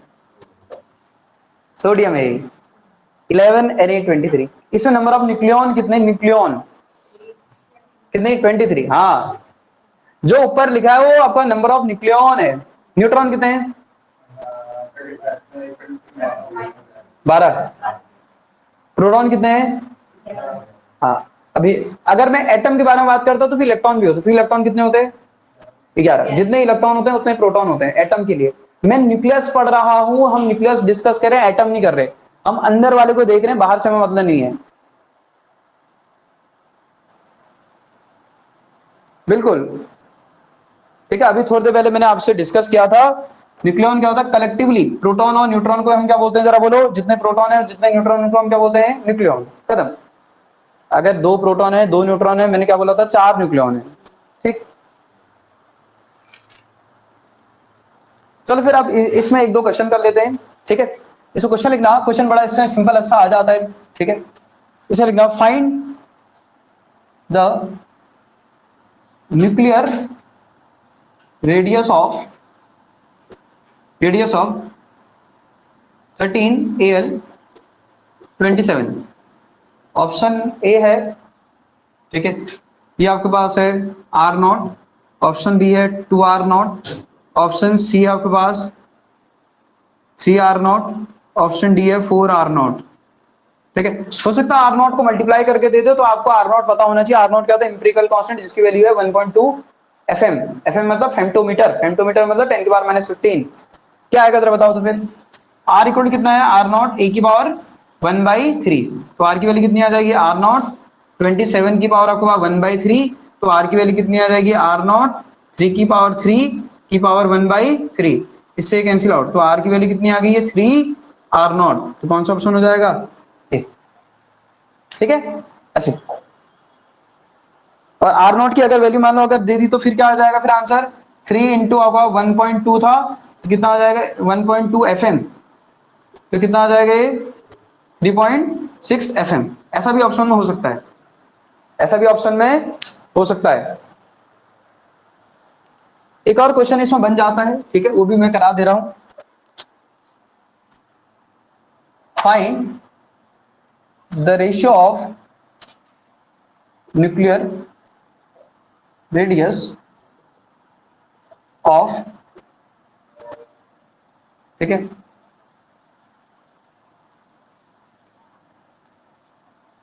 13Al आपके पास 27 and Cu2964। Find the ratio of nuclear radius of, ये इन दोनों के न्यूक्लियर का रेडियस का रेशियो बताना है आपको। ये मतलब बिना, ये आपको ऐसे नंबर देगा ताकि उनका स्क्वायर, ये स्क्वायर जो क्यूब रूट है वो सॉल्व हो जाए। हाँ कितना आएगा, बिना सॉल्व करे भी बता सकते हो इसको तो।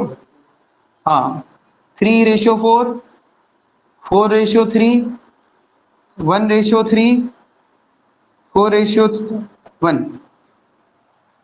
तो बिना सॉल्व करे भी बता सकते हो। ये 3 है 4 ही आना है उसको, अगर रेशियो लूंगा तो RAL कितना आ जाएगा, ये आ जाएगा R0 कितना आ जाएगा 27 की पावर आपके पास कितना 1/3। तो ये 3 की पावर 3 हो जाएगा, ठीक है। तो 3 की पावर जब 3 होगा तो आपको 1/3, इससे कैंसिल आउट कितना आ जाएगा 3R0। दूसरा R अगर CO अगर बात करूंगा तो R0 कितना आ जाएगा 64। 64 की पावर आपके पास 1/3 कितना आ जाएगा R0। ये आ जाएगा आपके पास 3 की पावर कितना, 4 की पावर 3 मतलब कितना 1/3, इससे कैंसिल आउट हो गया तो कितना आएगा 4r0। तो जब दोनों को डिवाइड करेंगे RAL डिवाइडेड बाय RCU कितना आ जाएगा 3/4। तो ये हो जाएगा ऑप्शन।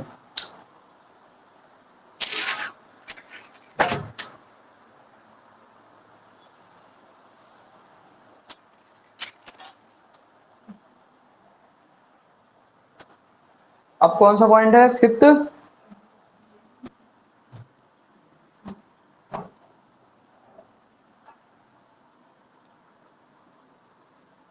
चलिए फिफ्थ पॉइंट लिखिए, measurement of nuclear mass. Measurement of nuclear mass, ठीक है। न्यूक्लियर मास का कैसे मेजरमेंट किया जाता है, जरा ध्यान से सुनना। देखो हम क्या करते हैं, जो नेचर में सबसे मैक्सिमम कंपाउंड में जो सिमिलर मिलता है वो है कार्बन। नेचर में जितने भी हमारे पास एलिमेंट्स होते हैं उन एलिमेंट में जो मोस्ट कॉमन सिमिलर एलिमेंट है वो आपके पास क्या है, कार्बन। तो हम कार्बन के न्यूक्लियस को देखते हुए हम यूनिट डिफाइन करते हैं एक, जिसको हम क्या बोलते हैं, AMU, एटॉमिक मास यूनिट आपने सुना होगा, या यूनिफाइड यूनिट सुना होगा 1U करके। पहली बात, ये न्यूक्लियस का जो मास है वो किलोग्राम, केजी, ग्राम राम में मेजर नहीं किया जाता है, किसमें मेजर किया जाता है, बोलो AMU में। न्यूक्लियस का मास किसमें मेजर किया जाता है, AMU में, ठीक है। इसमें लिख देना, the mass of nucleus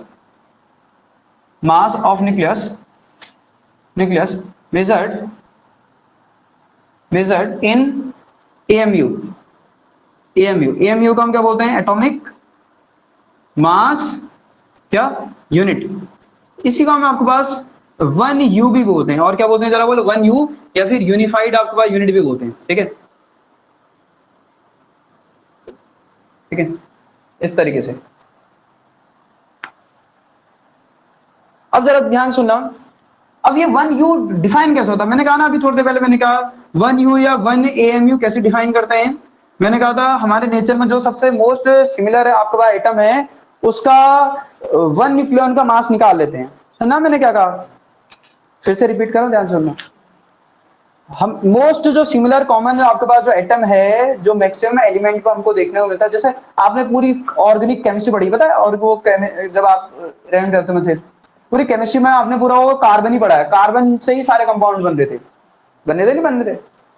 maximum जो हमारे जो दवाएं होती हैं उसमें सब कार्बन ही होता है, मैक्स 99% कार्बन ही होता है।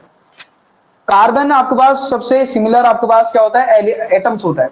इसीलिए कार्बन के आपके पास एटम के न्यूक्लियस को देखते हुए एटॉमिक मास यूनिट बनाई जाती है। बात समझ नहीं है, आपने सुना होगा 1/12 टाइम्स आपके पास मास ऑफ 1 कार्बन एटम करके, इसको डिफाइन करते हैं 1AMU को। क्या होता है, हम क्या बोलते हैं 1/12 ऑफ, क्या बोलते हैं जरा बोलो, 1/12 मास ऑफ, क्या बोलते थे, मास ऑफ 1 कार्बन आपके पास क्या 12 एटम, ठीक है। एक आपके पास कार्बन 12 के एटम के मास को अगर हम 12 से डिवाइड कर दूं तो आपके पास 1AMU निकलता है। क्यों निकलता है, जरा समझने की कोशिश करना। हमको सिर्फ मिनिमम मास मेजर करना है न्यूक्लियस का कितना होता है करके। मिनिमम मास कितना हो सकता है न्यूक्लियस का, उसमें जितना एक प्रोटॉन का एक न्यूट्रॉन का मास जितना हो सकता है। क्यों, क्योंकि मिनिमम, मुझे बताओ, प्रोटॉन के अंदर, न्यूक्लियस के अंदर है कौन, प्रोटॉन और न्यूट्रॉन। तो मिनिमम हम मैं मेजर कितना कर सकता हूं, एक प्रोटॉन के बराबर या एक न्यूट्रॉन के बराबर। तो इसीलिए इस तरीके से डिफाइन किया गया। अगर मैं बताऊं ये कितना आता है, या था 1/12 मास ऑफ 1 आपके पास कार्बन 12 आपके पास एटम, अगर मैं बात करूं कितना आएगा, मुझे बताओ कार्बन 12 के अंदर कितने प्रोटॉन कितने न्यूट्रॉन, कितना मास होगा इसका, मेरे को यहां पे लिखना पड़ेगा ना, कितना आएगा जरा बोलो। अगर मैं कार्बन अगर 12 अगर डिफाइन कर रहा हूं, इसके अंदर 6 क्या होते हैं प्रोटॉन, और 6 क्या होंगे जरा बोलो, न्यूट्रॉन होंगे। अगर एक प्रोटॉन का मास अगर MP है तो 6 का कितना आएगा बोलो। अगर मैं यहां से 1 अगर आपके पास AMU अगर लिख रहा हूं तो 1/12 मैंने लिखा, एक कार्बन आपके पास मास ऑफ 1 कार्बन 12 एटम, इसके अंदर कितना आपका प्रोटॉन 6, एक का कितना MP, तो 6 का कितना 6 MP, एक का अगर MN बोल दूं तो 6 का कितना 6 MN। थोड़ी देर पहले मैंने लिखा था मास of proton is approximately mass of क्या न्यूट्रॉन, तो 1AMU अगर मैं लिखूंगा तो कितना आ गया 1/12, कितना आ गया जरा बोलो, दोनों को सेम कर दो, कितना आ गया 12, कितना आ गया MP, इससे कैंसिल आउट हो गया तो कितना आ गया 1AMU, बोलो 1AMU कितना है, 1AMU आ गया आपके पास 1 मास ऑफ प्रोटॉन। और मास ऑफ प्रोटॉन अभी आपने लिखा था, कितना लिखा था, 1.67 इंटू 10 की पावर के पास कितना, माइनस का 27 क्या केजी, अरे लिखा था नहीं लिखा था, तो 1 AMU कितना होता है, 1.67 इंटू 10 की पावर माइनस का 27 आपके पास क्या केजी, रफली 7 तक तो सेम ही थे, इसलिए 7 तक ही लिखा हूं।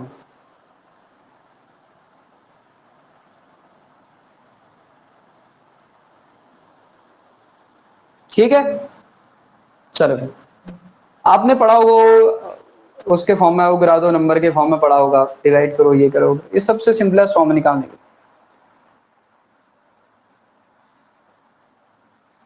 ठीक है। इसके बाद ऊपर लिखा है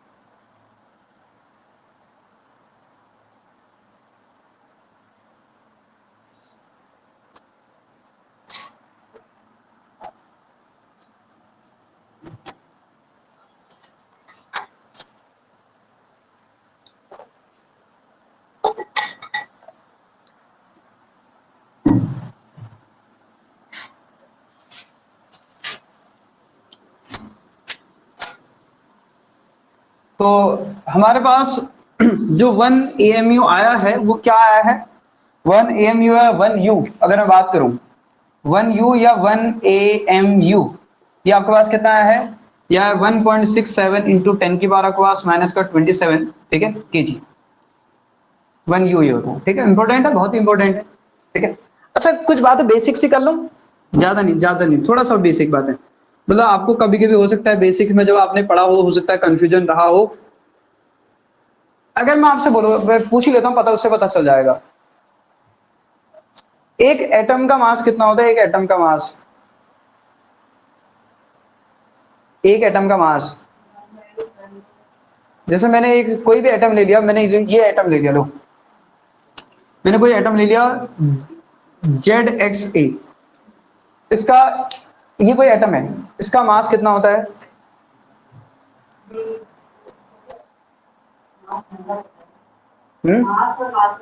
दोनों अलग अलग चीजें, मास नंबर है वो आपके पास, मैं मास पूछ रहा हूँ, इतना क्यों सोच रहे हो, इतना जबरदस्त तो सोचने की जरूरत ही नहीं है, सुनना जरा, फिर डाउट ले लेते हैं, mass number into 1 U, very good, बिल्कुल ए इंटू यू मतलब, सुना, अच्छा देखो ऐसा क्यों, मैंने अभी बोला इसके अंदर जरा, किसी भी एटम के अंदर मैंने कहा इलेक्ट्रॉन का जो मास होता है बहुत कम होता है as compare to the mass of proton and neutron, तो हम मास ऑफ प्रोटॉन और न्यूट्रॉन को ही मास ऑफ एटम बोल देते हैं, ठीक है। अब सुनना ध्यान से, मुझे बताओ इसमें इस एटम के अंदर कितने प्रोटॉन और न्यूट्रॉन है, कितने इसके अंदर कितने टोटल आपका प्रोटॉन और न्यूट्रॉन कितने इसके अंदर, अरे इसके अंदर इस ZXA के अंदर कितने प्रोटॉन और न्यूट्रॉन टोटल कितने हैं, ये जो लिखा है ए तो है, इन्हीं को हम न्यूक्लियन बोलते हैं। अच्छा एक प्रोटॉन या एक न्यूक्लियन का मास कितना है, एक न्यूक्लियन का मास लिखा है, अभी लिखा था 1p आया था, MP आया था, एक न्यूक्लियन का मास है, एक न्यूक्लियन, एक प्रोटॉन एक न्यूट्रॉन का मास। एटम के अंदर कितने न्यूक्लियन है, तो एक का है आपके पास U, दो का 2U, तीन का 3U, एक का खत्म। तो अगर ध्यान सुना, आपने पीरियोडिक टेबल में देखा होगा वो एटम का जो मास लिखा होता है वो आपके पास लिखा होता है, जैसे अगर हाइड्रोजन लिखा होगा तो वो हाइड्रोजन में 1U लिखा होगा, हीलियम लिखा होता है, हीलियम में आपने देखा होगा, आपने जब देखा ना हीलियम तो 4U लिखा होगा, नहीं लिखा होगा, 4U लिखा होता है, वो इसलिए लिखा होता है, समझ आ रहा मैं क्या कह रहा हूं करके। तो अगर मैं बोलूं, अगर ध्यान सुनना, मास of 1 ZXA atom, mass of 1, इसका एक एटम का मास अगर मैं बात करूं तो ये कितना होता है जरा बोलो, एक का मास जरा देखो, एक का मास कितना है ये, और इसके अंदर कितने जरा न्यूक्लियन है जरा बताओ तो, एक न्यूक्लियन का मास कितना है, ये कितने न्यूक्लियन है आपके पास, ए, तो टोटल मास कितना हो जाएगा, ए इंटू कितना यू, खत्म, ठीक है, ये ध्यान में रखना AU। अच्छा इसी तरीके से मुझे बताओ तो, अगर मैं इस एटम के ZX एटम के अगर एक मोल क्या ले लूं, एक मोल ले लूं तो उसका मास कितना होगा, जैसा आप बोलते थे ना जैसा आप बोलते थे हाइड्रोजन के एक मोल का मास जो है इतना ग्राम है करके, जैसे बोलते थे आप ऑक्सीजन का बोलते थे एक मोल का मास आपके पास बोलते थे 16 ग्राम है करके, ऑक्सीजन अगर मॉलिक्यूल ले रखा तो आपने।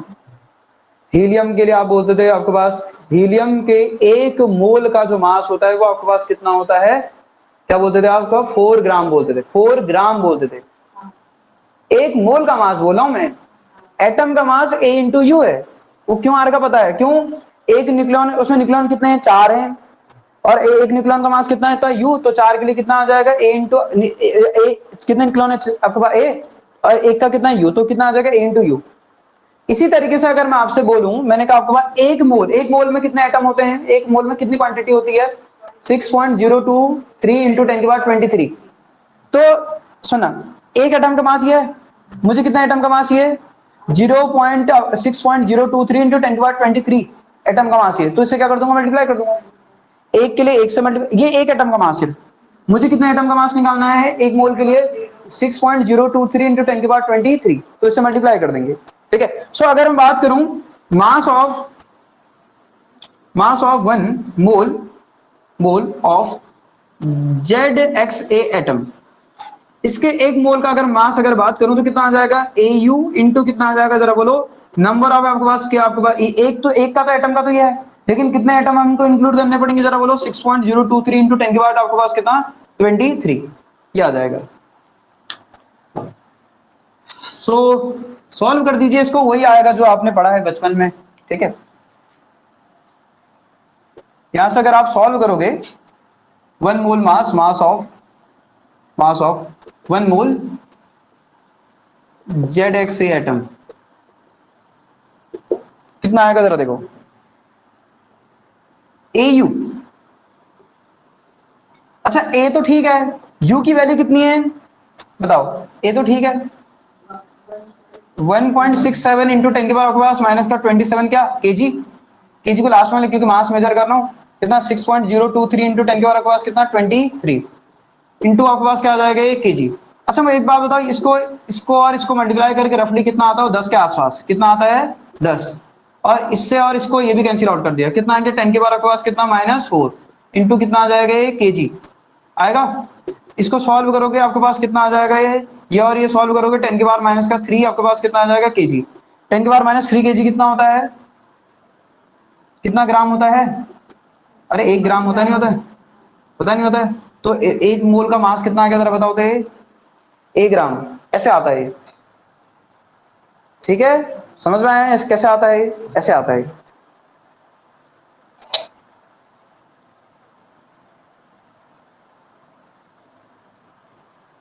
तो 1 मोल का मास A इंटू जी, मतलब ग्राम, 1 ग्राम। जैसे आपसे बोले, मैं आपसे ही बोलूं, ध्यान सुनना, 2He4 लिखा मैंने, इसके एक एटम का मास कितना आएगा,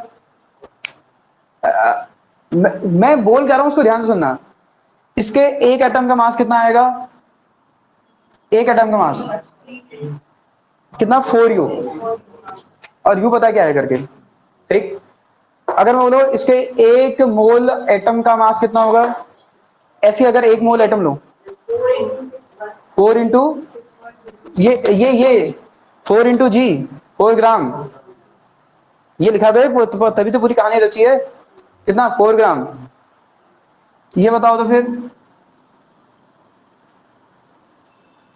इसका ध्यान सुनना, इसके एक एटम का मास कितना है, एक एटम के 23U। आप एक काम करें, प्रोडक्ट टेबल में आपने देखा कभी ऐसा लिखा होता है, वही बता रहा हूं मैं, कुछ नई बात नहीं बता रहा हूं, लेकिन वो कभी कभी आप, लेकिन आपको समझ में नहीं आता होगा यार, कभी ग्राम बात लिख रहा, कभी यू लिख रहा, वो 1 मोल की बात करता है तब लिखता है ग्राम, क्योंकि आता है वो। अच्छा इसके ये डायरेक्ट पूछ सकता है ना, मुझे बताओ इसके आपके पास क्या एक है आपके पास एक, इसके 1 मोल का मास कितना होगा, कितना हो जाएगा 23 हाँ ग्राम। ठीक है, ये ध्यान में रखना। ठीक है, हो गया, यही बात थी बस, हो गया बेसिक, ये हमने बेसिक डिस्कशन किया। अब हम डिस्कस करते हैं कौन सा पॉइंट आएगा, छठा। नेक्स्ट लिखिए न्यूक्लियर डेंसिटी, न्यूक्लियर डेंसिटी।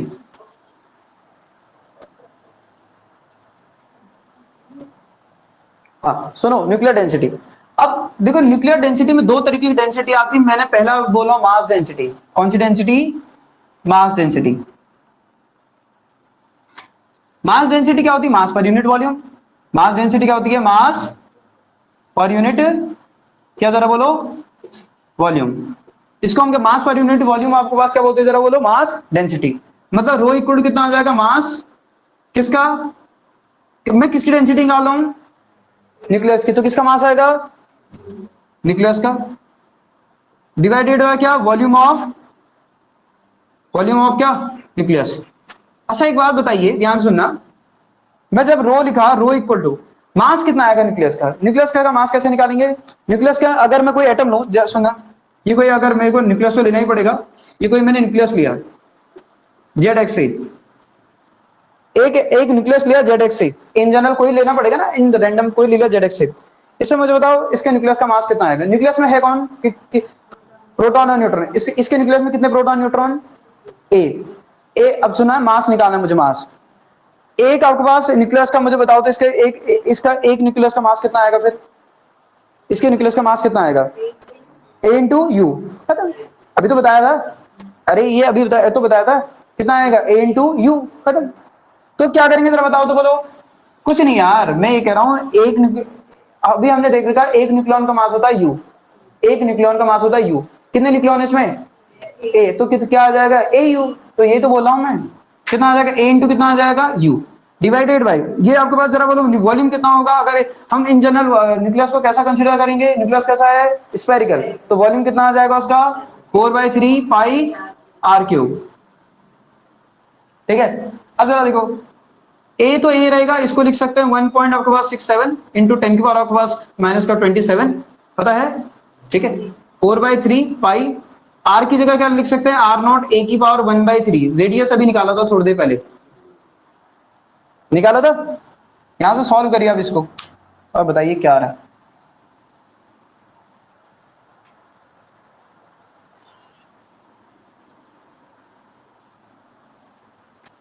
तो यहां से जब आप सॉल्व करेंगे तो आपको क्या मिलेगा, जरा देखो। a इंटू 1.67 इंटू 10 की पावर माइनस का 27 डिवाइडेड बाई 4 पाई, 3 ऊपर चला जाएगा।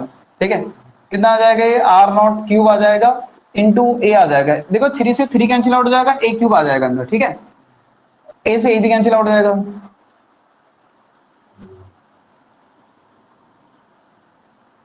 तो डेंसिटी कितनी आ, ये कौन सी डेंसिटी है? मास। ठीक है। कितना आ जाएगा? 1.67 इंटू 10 की पावर आपके पास कितना? माइनस का 27 इंटू 3 डिवाइडेड बाय 4 पाई, ऐसी रहेगा। इसको इसकी वैल्यू क्या होती है? 1.2 इंटू 10 की पावर माइनस का 15 मीटर इंटू क्यूब। जब इस पूरे को सॉल्व करोगे, ये पूरा मैथमेटिकल आपका पास इक्वेशन है, इसको जब सॉल्व करोगे ये आएगा 2.38 इंटू 10 की पावर 17 केजी पर मीटर क्यूब। केजी पर मीटर क्यूब।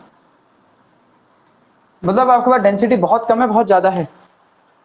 पहले तो ये बताओ, न्यूक्लियस की जो डेंसिटी है बहुत कम है, बहुत ज्यादा है? बहुत ज्यादा है। कितनी ज्यादा है?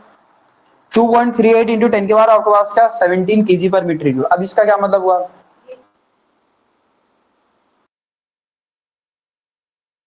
सुनना सुनना, पहले पहले लिखो, मैं बताता हूँ इसका मतलब है। सुना सुना सुना, अरे सुनो सुनो यार, सुनो। ये लिख लो, बताता हूँ मैं। लिख लिया? इसका मतलब क्या, मैं बताता हूँ।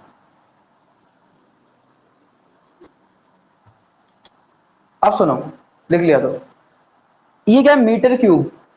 क्या है? Metre cube. अगर मैं 1 मीटर का क्यूब बनाऊं, क्या बनाऊं? 1 मीटर का क्यूब। 1 मीटर का क्यूब कितना हुआ? इतना इतना लगभग हो। नहीं आई बात समझ? मतलब इसका अगर ये टेबल है, टेबल का आधा जैसा करना पड़ेगा मुझे, यहाँ तक जैसा जाना पड़ेगा, मतलब इतना इतना आएगा वो। ठीक। इस 1 मीटर का क्यूब के अंदर, क्यूब मतलब समझते हो? हाँ, क्यूब मतलब समझ गए? हाँ, ये है क्यूब। ये अगर मैं 1 मीटर का अगर क्यूब बनाऊं, बहुत बड़ा होगा बहुत छोटा होगा? 1 मीटर का क्यूब मतलब ऐसे रूम के कंपेयर में, इस रूम के कंपेयर में बहुत बड़ा होगा बहुत छोटा होगा? छोटा ही होगा, इतना इतना ही तो होगा। अगर हाँ, ये जितना ये रखा है, मतलब इसी टाइप का, मतलब ये जैसा ये रखा, क्या है? हाँ, कूलर। इसी टाइप का 1 मीटर का क्यूब। उसके अंदर कितना मास है जरा बताओ तो? 2.38 इंटू 10 की पावर 17 केजी, इतना मास है। 100 किलो भी नहीं, 1000 किलो भी नहीं, 10,000 किलो भी नहीं, 1 लाख भी नहीं, 10 लाख भी नहीं, 1 करोड़ भी नहीं, 10 की पावर 17 kg मास होगा उसके अंदर। सुनना है मैं क्या कह रहा हूं करके, सुनना। अगर सपोज अर्थ का मास कितना होता है पता है, सुन लो थोड़ी देर सुन लो। अर्थ का मास कितना होता है पता है? अर्थ का मास होता है 6 × 10 की पावर, अर्थ का जो मास है अगर मैं बात करूं, mass of earth, mass of earth ये होता है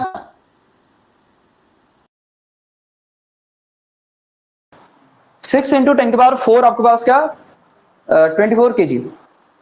अब मान लो अगर लेकिन अर्थ की डेंसिटी कितनी है ये भी जरा सुनो। अर्थ की डेंसिटी जो होती है वो होती है आपके पास कितनी 10 की पावर 4 kg/m³ के आसपास। कितनी होती है 10 की पावर 4 kg/m³ के आसपास। इसीलिए अर्थ का साइज इतना बड़ा है क्योंकि डेंसिटी बहुत ज्यादा नहीं है। न्यूक्लियस की डेंसिटी कितनी है जरा बताओ तो 10 की पावर 17। मान लो अगर अर्थ की डेंसिटी ये होती तो अर्थ का साइज कितना होता पता है? इस रूम से बड़ा नहीं होता, इस रूम से भी छोटा होता है, इस रूम के आधे के बराबर होता अर्थ का साइज, अगर अर्थ के पास इतनी डेंसिटी होती तो। इसका मतलब समझो मैंने क्या कहा, इतना अगर मास ये 10 की पावर 17 है, 10 की पावर 24 थोड़ा सा तो बचा है, 10 की पावर आपके पास अगर मैं देखूं ये 3 ही आपके पास 4, 10 की पावर 7 तो बचा है। तो अगर मैं आपसे बोलूं, अगर मैंने क्या बोला, अगर अर्थ के पास डेंसिटी बहुत कम है जरा देखो अर्थ की, इसलिए इतना बड़ा साइज है, मास आपके पास बहुत ज्यादा डेंस नहीं है। अगर मास को इतनी इस तरीके से अगर डेंस कर दिया जाए, अगर अर्थ की डेंसिटी अगर ये कर दी जाए तो अर्थ का जो साइज हो जाएगा इस रूम से बड़ा नहीं होगा, फिर इस रूम से भी छोटा हो जाएगा, इस रूम के आधे के बराबर आएगा, फिर अर्थ इतने में सिमट जाएगी। इसका मतलब ये है, सुनो इसका मतलब क्या है, न्यूक्लियस बहुत ज्यादा हाईली डेंस है, बहुत ज्यादा क्या जरा बोलो हाईली डेंस। कभी कभी ये भी आ जाता है आपके पास, बोल सकता है इन दोनों में रेशियो क्या है करके, न्यूक्लियर मास डेंसिटी और अर्थ के आपके पास डेंसिटी का रेशियो क्या है करके। तो आपको यहाँ से डिवाइड करना आना चाहिए, 10 की पावर 13 के आसपास आएगा जहां तक है, डिवाइड कर लो इनको, देख लो कितना आएगा 10 की पावर 13। सुन लो मतलब अगर आपसे कंपैरिजन कुछ टर्म्स यहां से कुछ बातें बहुत इंपॉर्टेंट बातें। पहली बात क्या इंपॉर्टेंट है, अच्छा मुझे बताओ ये किस न्यूक्लियस की डेंसिटी आ रही है? न्यूक्लियस तो इतने सारे हैं, सुनना नोट करके कुछ पॉइंट लिखते रहना। पहले बात न्यूक्लियस क्या हाईली डेंस नहीं है, न्यूक्लियस इज हाईली क्या जरा बोलो, हाईली क्या डेंस, बहुत ज्यादा डेंसिटी है भाई, उसकी इतनी ज्यादा डेंसिटी है, ठीक है पहला पॉइंट। दूसरा पॉइंट अगर मैं बात करूं ध्यान से सुनना, जो डेंसिटी है इधर देखो, अगर मैं इसमें डेंसिटी निकालो, डेंसिटी ऑफ अगर मैं बात करूं ध्यान से, ये न्यूक्लियस की डेंसिटी, इसको मैंने लिख दिया न्यूक्लियस डिवाइडेड बाय आपके पास क्या डेंसिटी ऑफ अर्थ, कितना आएगा जरा बोलो, रफली लिख रहा हूं 10 की पावर 70, पावर को हटा दो थोड़ी देर, इसको रफली लिख रहा हूं, तो छोटा सा तो है इसको हटा दो, तो रफली कितना आ रहा जरा, नियरली कितना आ रहा जरा बोलो, 10 के पावर आपके पास कितना आ रहा जरा बोलो, ये किसकी डेंसिटी है, रो क्या कितना आएगा ये 13, अरे आएगा नहीं आएगा। तो मतलब क्या है कि जो न्यूक्लियस जो है वो अर्थ के कंपेयर में 10 की पावर 13 टाइम्स डेंस है भाई, इतना ज्यादा डेंस है हाईली। ये तीसरा पॉइंट सुनना, अच्छा अभी जब आपने जो अभी डेंसिटी निकाली, ये डेंसिटी आई कितनी थी, ये डेंसिटी आई थी रो किसकी, न्यूक्लियस की कितनी है जरा बताओ, 2.38 इंटू 10 की पावर कितना आया था जरा बताओ तो बोलो 17, 10 की पावर 17 kg/m³। अच्छा ये डेंसिटी किस न्यूक्लियस की आई है, ऐसा कुछ पता चला क्या? अरे कौन से न्यूक्लियस के, न्यूक्लियस तो इतने हैं, हाइड्रोजन हीलियम नहीं है आपके पास, ठीक है सोडियम है आपके पास, कैल्शियम है, इतने सारे न्यूक्लियस हैं, किसकी आई है? ये सबकी आई है। मतलब जो न्यूक्लियस डेंसिटी होती है सबकी क्या होती है, ऑलमोस्ट कांस्टेंट होती है। ऐसा नहीं आ रहा कि प्रोटॉन के, जैसे मैं बात तो हाइड्रोजन की अलग होगी, हीलियम की अलग होगी, न्यूक्लियर डेंसिटी क्या होती है, ऑलमोस्ट कांस्टेंट होती है। और ये किससे इंडिपेंडेंट है, ये मोस्ट इंपोर्टेंट लाइन है, बहुत इंपोर्टेंट, ये जो मैं लाइन लिख रहा हूं ये सबसे इंपोर्टेंट लाइन है इसकी, ये ध्यान रखना। हाँ जो लाइन लिख रहा हूं, मास नंबर तो आ ही नहीं रहा था, देखो मास नंबर तो कैंसिल आउट हो गया, ऊपर ए से ए कैंसिल आउट हो गया होगा। न्यूक्लियर जो डेंसिटी होती है वो ऑलमोस्ट आपके पास कैसी होती है, कांस्टेंट होती है। और आपको किससे इंडिपेंडेंट रहती है जरा बताओ तो जरा बोलो, मास नंबर से। किससे इंडिपेंडेंट रहती है, मास नंबर से। ये तो मैं पॉइंट लिख रहा हूं अभी इसके बाद, ठीक है इसी के बाद लिख देता हूं मैं, ठीक है। आपने ये देखा कि जो न्यूक्लियर डेंसिटी आ रही है ये आपके पास 2.38 इंटू 10 की पावर आपके पास कितनी आ रही है जरा बोलो 17 kg पर आपके पास कितना मीटर क्यूब, ठीक है। सो न्यूक्लियस इज, ठीक है, न्यूक्लियर आप इसमें लिख दें। सो nuclear density is constant and independent from mass number, ठीक है, मास नंबर ए, ये बहुत इंपॉर्टेंट लाइन है, ठीक है, एंड आपके पास क्या, size of nucleus, size of nucleus, ठीक है। तो जो न्यूक्लियर डेंसिटी आ रही है वो आपको मास नंबर और न्यूक्लियस के साइज से क्या है, इंडिपेंडेंट है। मतलब चाहे न्यूक्लियस का साइज कैसा ही, उसकी डेंसिटी कितनी है जरा बताओ, 2.38 इंटू 10 की पावर 17 kg पर मीटर क्यूब। और अर्थ के कंपेयर में कितना जा रहा होगा आपको डेंस है जरा बताओ तो 13 टाइम्स, 10 की पावर 13 टाइम्स हाईली डेंस है, मतलब इतने पास हैं वो न्यूक्लियॉन, ठीक है। नहीं, ये इंपॉर्टेंट लाइन है, मोस्ट इंपॉर्टेंट। बोलता है न्यूक्लियर डेंसिटी इंडिपेंडेंट फ्रॉम, चार ऑप्शन आपको दे देगा, किससे इंडिपेंडेंट थी जरा बताओ तो ये लाइन सबसे इंपॉर्टेंट है, मास नंबर से। हाँ, मैं अंडरलाइन भी कर दिया हूं उस चीज को, ये आपको दिखेगा बहुत बार। अब दूसरा इसमें पॉइंट आता है नंबर डेंसिटी। दूसरा आपके पास क्या, न्यूक्लियर, अभी मैंने कौन सी डेंसिटी बताई, पहले ए बताया ना, अब दूसरा न्यूक्लियर आपके पास नंबर डेंसिटी, नंबर डेंसिटी। तो न्यूक्लियर नंबर डेंसिटी के बारे में बात करूं, नंबर मतलब कितने न्यूक्लियॉन है, ठीक है। तो न्यूक्लियर नंबर डेंसिटी हम कैसे डिफाइन करेंगे, number of nucleon per unit volume, number of nucleon per unit volume, per unit volume.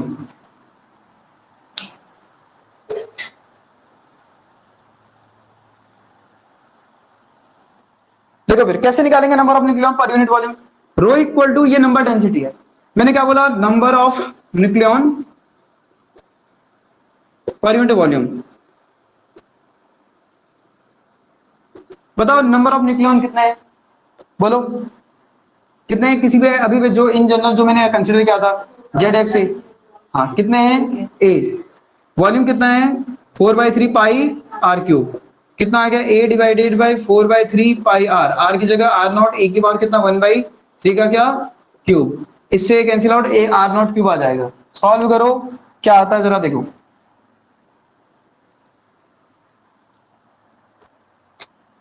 तो यहां से रो की वैल्यू आएगी ए डिवाइडेड बाई 4/3 पाई, ठीक है, ये आ जाएगा आर नॉट क्यूब इंटू अखबार ए से ए कैंसिल आउट हो जाएगा।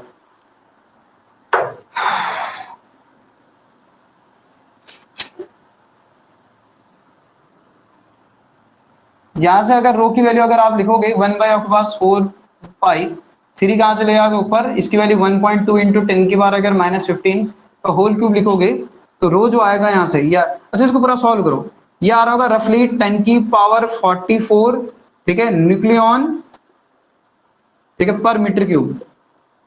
मतलब क्या हुआ इसका, मतलब 1 मीटर क्यूब के अंदर कितने न्यूक्लियॉन है,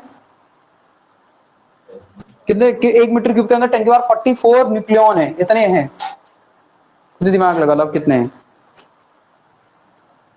इसलिए बोल रहा है कि वो आपका न्यूक्लियस क्या होता है, हाईली क्या होता है, डेंस होता है करके, क्योंकि 1 मीटर क्यूब में इतने न्यूक्लियॉन आने हैं।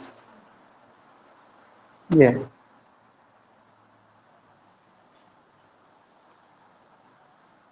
जैसे अगर मैं इस रूम का अगर मैं बोल दूं, अगर डायमीटर कितना है 1 मीटर, मतलब ये जो डायमीटर दिख रहा हूँ इस रूम का, अगर मैं लेंथ अगर ये साइड अगर बोल दूं कितना है 1 मीटर, तो हम कितने, 2 2 4 2 6 7, तो अगर इस रूम के अगर मैं निकालू तो 7 पर मीटर क्यूब आएगा, फिर वो 7 खाली, वो तो नंबर है ना, क्या है वो नंबर, तो वो फिर सिचुएशन पर डिपेंड करेगा, ठीक है। तो अब आपको दिख रहा होगा नंबर डेंसिटी, डायरेक्टली आपसे बोलेगा number density of the nucleus, तो आपको पता होना चाहिए 10 की पावर 44 न्यूक्लियॉन पर मीटर क्यूब, इतने न्यूक्लियॉन होते हैं पर मीटर क्यूब में, ठीक है। अब वो सेंटीमीटर में क्यूब में देगा तो यहाँ पर कन्वर्ट कर लेना, फिर मीटर को सेंटीमीटर में है, हाँ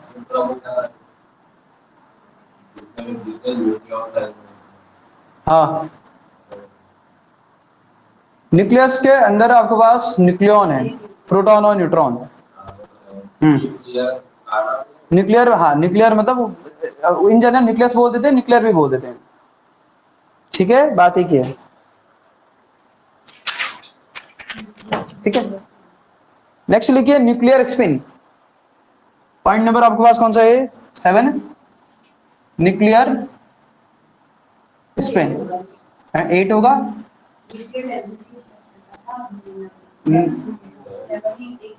7 ही, 7 है। अब न्यूक्लियर स्पिन, अब सुनो ध्यान से, सुनना। देखो न्यूक्लियर आपके पास, न्यूक्लियर में अगर मैं बात करूं, जो न्यूक्लियर का अगर टोटल एंगुलर मोमेंटम होता है पार्टिकल का, उसी को बोलते हैं आपके पास क्या? न्यूक्लियस के आपके पास अंदर जो न्यूक्लियन है उनका जो टोटल एंगुलर मोमेंटम होता है उसी को बोलते हैं आपके पास क्या? न्यूक्लियर स्पिन बोलते हैं। ठीक है, इसमें लिख देना the total angular momentum, angular momentum, तो total angular momentum of nucleon, nucleon inside the nucleus is called nuclear spin। ठीक है, अब जरा सुना। अब होता ये कि जो प्रोटॉन और न्यूट्रॉन होते हैं इनकी आपके पास एटम के अंदर आपके पास अगर बात करूं, न्यूक्लियस के अंदर बात करूं, तो वेल डिफाइंड स्टेट होती है। मतलब जैसे आपने देखा, सर मैं क्या कह रहा हूं करके, जैसे आपने देखा इलेक्ट्रॉन, आपने देखा है इलेक्ट्रॉन, उसने बोर ने बताया था सर्टेन ऑर्बिट में घूमता है। वैसे ही आप न्यूक्लियस के मॉडल को एक्सप्लेन करने के लिए बहुत सारे मॉडल बनाए गए हैं। अगर आपने, हो सकता है जिसने एमएससी करी उसको पता होगा, तो सिंगल पार्टिकल मॉडल वगैरह आते हैं, उसमें ये पता चलता है कि जो प्रोटॉन और न्यूट्रॉन होते हैं, तुम्हारे इसमें नहीं होता, आपके उसमें लिक्विड ड्रॉप मॉडल आता है, सेमी एम्पिरिकल मास फार्मूला आता है, बस हो गया। तो जैसे अब ऐसा समझो, जैसे एटम के आपके पास अंदर इलेक्ट्रॉन घूमता है, वैसे ही न्यूक्लियस के अंदर प्रोटॉन और न्यूट्रॉन भी आपके पास रिवॉल्व करते हैं डेफिनेटिव आपका वेल क्वांटम स्टेट्स में। मुझे बताओ इलेक्ट्रॉन एटम के अंदर घूमते नहीं घूमते? मैं ये कह रहा हूं, समझना जरा। ये न्यूक्लियस है, आपने देखा है कि इलेक्ट्रॉन कहां घूमते हैं? इलेक्ट्रॉन ये आपके पास न्यूक्लियस के चारों ओर फिर एक आपके पास निश्चित कक्षाओं में घूमते हैं, ये पढ़ा है आपने, सुना नहीं सुना? बोर ने ऐसा बताया था। ऐसा ही सेम थ्योरी आती है न्यूक्लियस को एक्सप्लेन करने की। न्यूक्लियस को समझना आप ऐसा समझो कि अभी भी हम बहुत अच्छी तरीके से नहीं जान पाए हैं, मैं सही बता रहा हूं। ऐसी सिचुएशन है कि हमारे सामने कोई जानवर रखा और हमारे आंखों में पट्टी बांध रखी है और हम ऐसे टच करके बता रहे हैं, हाँ ये क्या है, ये क्या है, अच्छा ऐसा है, अच्छा ऐसा है करके। न्यूक्लियस के मामले में हमारी स्टडी अभी भी ऐसी है, मैं सही बता रहा हूं आपको। तो न्यूक्लियस के मॉडल को, न्यूक्लियस को एक्सप्लेन करने के लिए 4-5 मॉडल आते हैं। उन मॉडलों में आपके पास एक है single particle model, SPM model बोलते हैं उसको। उसमें ऐसी बात बताई जाती है कि जैसे आपका किसी एटम के अंदर इलेक्ट्रॉन आपका वेल डिफाइंड क्वांटम स्टेट में घूमते हैं, वैसे ही न्यूक्लियस के अंदर प्रोटॉन और न्यूट्रॉन भी आपके पास वेल डिफाइंड क्वांटम स्टेट में रिवॉल्व कर रहे होते हैं। वेल डिफाइंड क्वांटम स्टेट्स होती हैं, जिसकी वजह से आपके पास, इनके पास दो तरीके का आपके पास एंगुलर मोमेंटम होता है। एक होता है जिसको बोलते हैं ऑर्बिटल एंगुलर मोमेंटम, और दूसरे को बोलते हैं स्पिन एंगुलर मोमेंटम। इसीलिए मैंने लिखा है टोटल एंगुलर मोमेंटम लिखा है। ये बात समझ आई नहीं आई? हाँ, अब सुनना फिर मैं क्या कह रहा हूं करके, बात समझ आई? अरे जैसे कोई इलेक्ट्रॉन एटम के अंदर घूमता है, वैसे न्यूक्लियस के अंदर प्रोटॉन और न्यूट्रॉन आपके पास चलते हैं। जैसे इलेक्ट्रॉन के पास, ये मैं बहुत बड़ी बात नहीं कर रहा हूं, बहुत सिंपल सी बात है, और मॉडल भी बड़ा सिंपल सा है। ये न्यूक्लियस है, न्यूक्लियस के अराउंड ये घूमता है, ये न्यूक्लियस के चारों ओर घूमने की वजह से इसके पास क्या होता है? ऑर्बिटल आपका मोशन होता है। अपने अपने चारों ओर भी घूमता है, दो तरीके की मोशन करता है। इलेक्ट्रॉन अपने एक्सिस पे भी घूमता है, जैसा अर्थ क्या होती है अपने एक्सिस पे भी घूमती है, सूर्य के चारों ओर भी घूमती है। घूमते नहीं घूमती है? ये सब कुछ किसने बताया था? रदरफोर्ड ने। अब आप कहोगे नील्स बोर से रदरफोर्ड कहां से लेंगे? हाँ, ये सोलर सिस्टम मॉडल रदरफोर्ड ने बताया था कि जैसे आपके पास क्या सूर्य के चारों ओर आपके पास क्या घूमता है, जरा बताओ तो। सूर्य के चारों ओर अर्थ घूमती है, वैसे ही इलेक्ट्रॉन जो आपको न्यूक्लियस के चारों ओर घूमता है। दो तरीके के मोशन दिखाता है करके, सुना। तो ये स्पिन मोशन भी आपके पास इलेक्ट्रॉन कर रहा होता है और साथ ही ऑर्बिटल मोशन भी कर रहा होता है। वैसे ही किसी, मैंने क्या कहा, किसी आपका न्यूक्लियस के अंदर आपके पास क्या होते हैं, जो प्रोटॉन और न्यूट्रॉन होते हैं, ये प्रोटॉन और न्यूट्रॉन के आपके पास क्या होते हैं? वेल डिफाइंड क्वांटम स्टेट में आपके पास क्या करते हैं? दो तरीके के आपके पास मोमेंटम अपने रखते हैं। एक होता है आपके पास स्पिन एंगुलर मोमेंटम, एक होता है ऑर्बिटल आपके पास एंगुलर मोमेंटम। ठीक है, 2-3 पॉइंट लिख लेना, फिर उसके बाद खत्म। इसमें लिखना लिखो proton and neutron have well defined quantum state. अब ये वही बात है जैसे इलेक्ट्रॉन के बाद वेल डिफाइंड क्वांटम स्टेट होती है, सेम जैसा आपने सुना है पहले।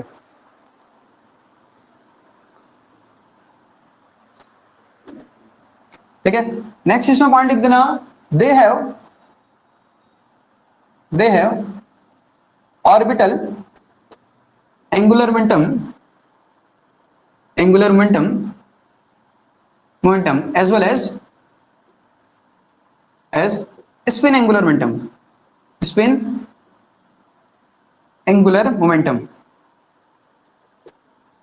और इसमें अगर मैं बात करूं स्पिन एंगुलर मोमेंटम कितना होता है करके, ऑर्बिटल तो बात की बात है, ठीक है, उसको निकालने के तरीके अलग होते हैं। तो स्पिन एंगुलर मोमेंटम होता है, सो स्पिन अगर मैं बात करूं स्पिन एंगुलर मोमेंटम, जैसे इलेक्ट्रॉन का स्पिन क्या होता है, प्लस माइनस हाफ होता है। वो आपने पढ़ा होंगे, आपको जब उसमें पढ़ा होगा, जब हम उसके क्वांटम नंबर पढ़ते हैं केमिस्ट्री में, तब उस समय पढ़ा होगा आपने। हटाओ दो इसको। तो वैसे ही आपके पास न्यूक्लियस के अंदर जो प्रोटॉन और न्यूट्रॉन है, उनका भी आपके पास स्पिन एंगुलर मोमेंटम दो तरीके का होता है, ms equal to plus minus half, same rule है। So spin angular momentum is ms जो होता है वो आपके पास क्या होता है, प्लस माइनस हाफ। ठीक है, ये स्पिन एंगुलर मोमेंटम है। टोटल होता है आपको ऑलरेडी मैंने बता ही दिया क्या, इन दोनों का सम।